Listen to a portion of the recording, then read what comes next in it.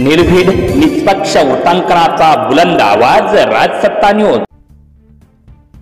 सभापती महोदय, महाराष्ट्रामध्ये पुणे, नाशिक, मुंबई याला आपण गोल्डन ट्रायंगल असं म्हणतो। या गोल्डन ट्रायंगलमध्ये मोठ्या प्रमाणात आर्थिक औद्योगिक प्रगती झालेली आहे आणि यातील पुणे आणि नाशिक हे जे दोन महत्त्वाचे शहर आहेत यांना जोडणारा एकमेव रस्ता जो आहे त्याची परिस्थिती अतिशय दयनीय आहे आणि म्हणून त्या दोन शहरांना जोडण्यासाठी पुणे नाशिक आता एक सरळ मार्गाची रेल्वे होणं अत्यंत गरजेचं आहे।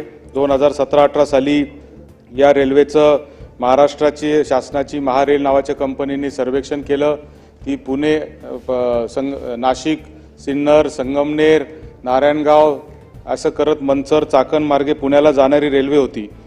मात्र नंतर रेल्वे मंत्रालयाने ही रेल्वे स्वतः करण्याचा निर्णय आता घेतलेला आहे आणि किंबहुना त्याच्याबद्दल अजून संदिग्धता आहे आणि म्हणून याबाबत मी रेल्वे मंत्री अश्विन वैष्णव साहेब यांना 9 जुलै 2024 रोजी भेटलो, बैठक घेतली आणि त्या बैठकीत असं ठरलं की हा रेल्वे महारेलनी करायचा की केंद्रीय रेल्वेनी करायचा याबाबत अजून संदिग्धता आहे आणि म्हणून हा निर्णय तातडीने होणं गरजेचं आहे।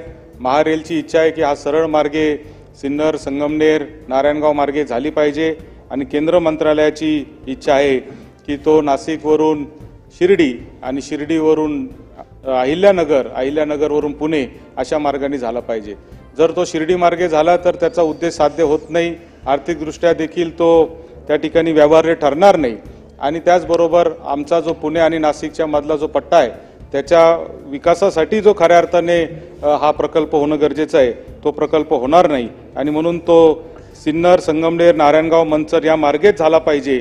या दृष्टीने तातडीने महाराष्ट्र शासनाने लक्ष घालावं आणि भारत सरकारच्या रेल्वे विभागाबरोबर चर्चा करावी अशी मागणी या निमित्ताने मी करत आहे। सन्माननीय सदस्य सचिन जी